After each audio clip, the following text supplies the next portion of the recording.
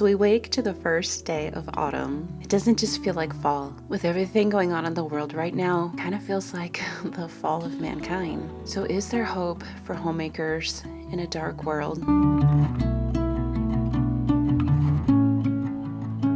When it feels like evil and darkness is just too powerful, it can make a homemaker and a mama heart feel very heavy.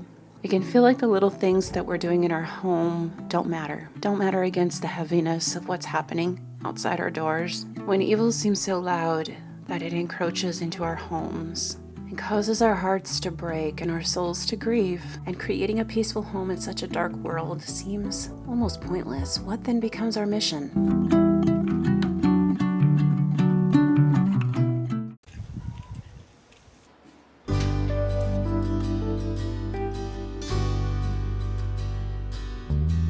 As homemakers and moms, we want to shield our children from it all, build a safe place where they know love, peace, and truth.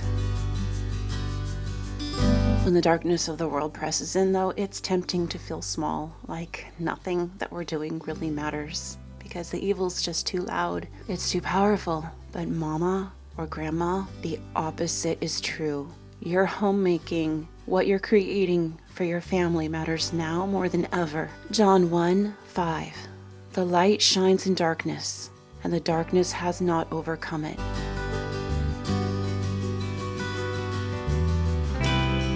We need to remember that God is still sovereign. The headlines can change daily. Wickedness can seem to completely overtake. Heartache can feel overwhelming. But the throne of God is still there. Nothing that is happening surprises him. Take courage in knowing that he's writing a bigger story. And remember, we can take hope because we read the good book and we know the end of the story.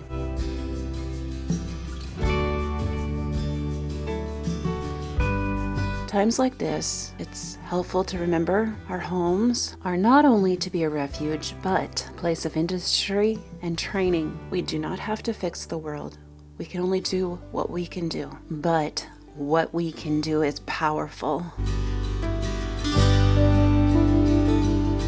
We can raise our children with love. We can protect them for now. We can give them a good start, a strong start, a safe start in our homes. What we need to focus on at this point in time is speaking truth and keeping the light burning in our little corners of the world. Little things like a meal served with love, candlelit, prayers said aloud over our family. These are shields. Don't forget, mamas, we are raising the next generations. Don't underestimate the power that we have in Jesus' name. We cannot underestimate the power of loving our children, giving them a good start, teaching them truth, kindness, courage, integrity. We are raising the next generation of light bearers in a world that desperately needs them.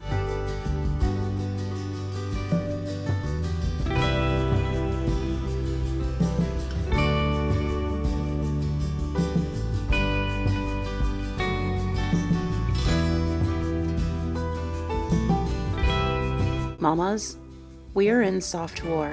There is a battle raging for the souls of our children, and it's time for that mama bear instinct to rise. For those of us with children and grandchildren to care for, one of the greatest acts of defiance that we can do is to create God-centered, Jesus-worshiping home. It's time to lay down selfishness and pick up joy and love. Something that the enemy uses to derail us is overwhelm, which leads to anxiety, frustration, and a marked feeling of failure, so that we feel defeated, like we can't do this. Overwhelm is a beast I know well and have fought and overcome many times. I am a homeschool mom. I've had 6 children. I have never had a village that I could trust or rely on. And I have been a homemaker and a mama for over 20 years. Every time I've said I can't, God has shown me that with him and through him, I can. And that's what this channel and my work here is all about. Sharing my testimonies and the ways the Lord has shown me how to overcome overwhelm, heal, and be the most powerful homemaker and mama I can be. I firmly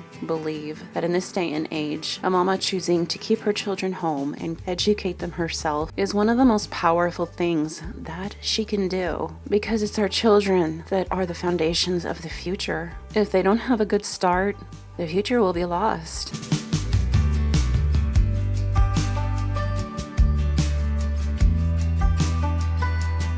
So in addition to some heavy and beefy prayers happening in our home and some deep discussions, I decided to be extra defiant. It's a very busy time of year. Daily, overwhelm tries to knock down the door. Right now, I'm in the midst of starting up a new homeschool year with my children. We're preparing for winter. In the midst of it all, I know that my children really appreciate beauty, so I decided to make my home beautiful for fall. I want to create a space that feels safe, enjoyable to be in, and loving, warm, peaceful. All of these things the Antichrist hates. If we look around, it's clear what his intention for children is.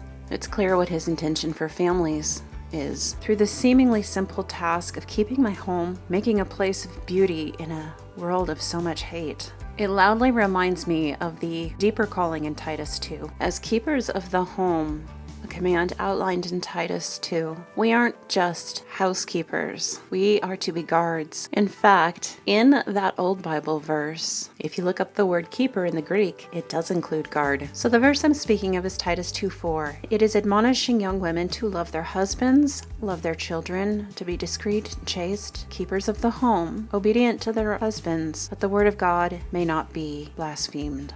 So this is our calling, mamas.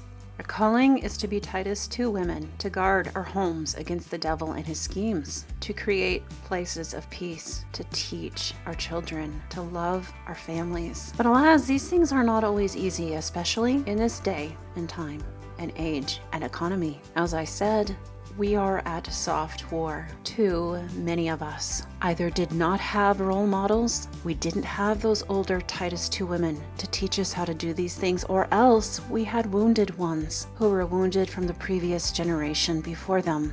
You see, this soft war has been going on for some time. The degradation of family is a work that's been in progress for generations, and the results are before us.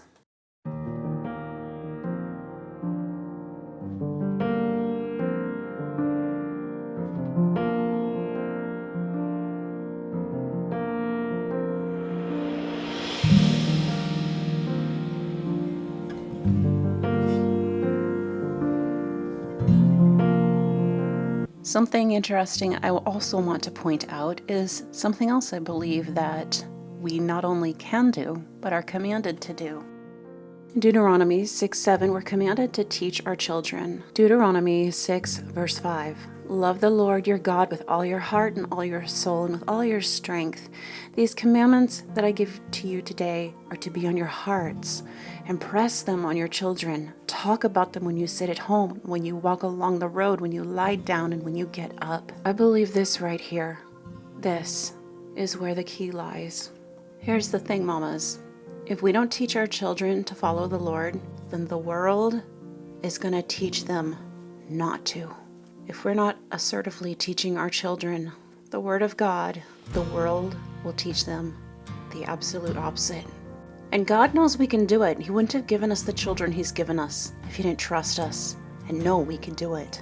We are the keepers of our home. That includes the souls in our home. We are called to teach them, and I'm going to say something here. How are we supposed to teach them and fulfill the commands in Deuteronomy and Titus if they're not with us and we've assigned a system that kicked God out in the 60s to educate them for 12 years and over 6 hours a day? If we want to create peaceful homes, it starts with creating peace in ourselves and teaching it to the future generations.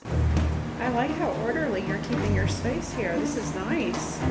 It's always a very tricky time of year trying to fit all of the homeschool activities in while I'm bringing in the garden. In my case, I'm also working part-time. Something I've learned over the last couple decades is that for every parent that says they could never homeschool, there are 100, 200, 1,000 parents out there with the same circumstances homeschooling despite the can'ts. If you don't know very much about something, and if you've never tried it, you don't know if you could really do it or not. Every day, more and more parents are so surprised to learn it is actually possible. It's nothing like they thought it would be. And although challenging, it is rewarding and definitely not impossible. For years, I have talked on this channel sharing systems that I have discovered and developed over the years of how our family makes it work and how other families make it work, and how to create a peaceful, productive home in the process. This last summer, after being in the homeschool world for 40 years and being a mom for over 20 and a homeschool mom since 2009, I finally created a homeschool course for parents getting started homeschooling or planning out their homeschool year. It is a membership. I do offer gift memberships for free for those who can't afford it. And I'm doing this because I truly believe that the path to a peaceful, safer nation and world lies within the Word of God and teaching and loving our families.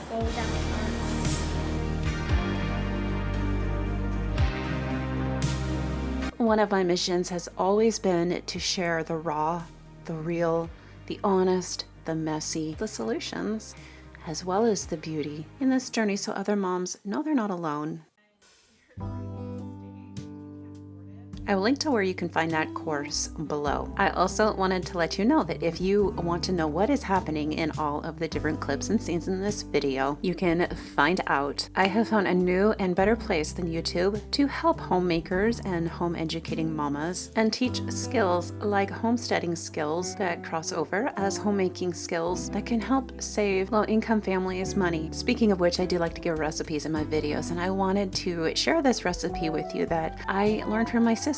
If you're on a budget, craving steak, but cannot afford it, let me introduce you to Steak Bites. What this is an affordable chuck roast that I found on sale. It's a very large roast to feed our family, and I'm just cutting it up into bites. I'm gonna sound like a broken record, but one of the things that I like to do with my children as a family is I like to teach them how to cook. And I found that when you have a family and you are with your family all day long, and something that can cultivate so much joy and so much peace among your family, do things as a family as often as you can. And making dinner is definitely one of those things you can do as a family.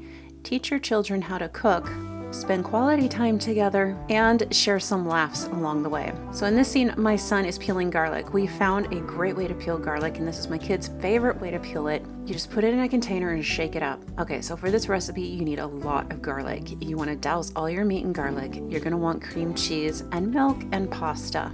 It's basically like an easy Alfredo. I literally just heat up some cream cheese with some milk and some Italian seasonings or basil. Sear up the steak bites, make your pasta, and voila. It's a super simple, very easy dinner for those busy weeknights. Thank you for joining me on this first day of fall. I hope this video has been a blessing. Don't forget to look below for links for more videos and my courses.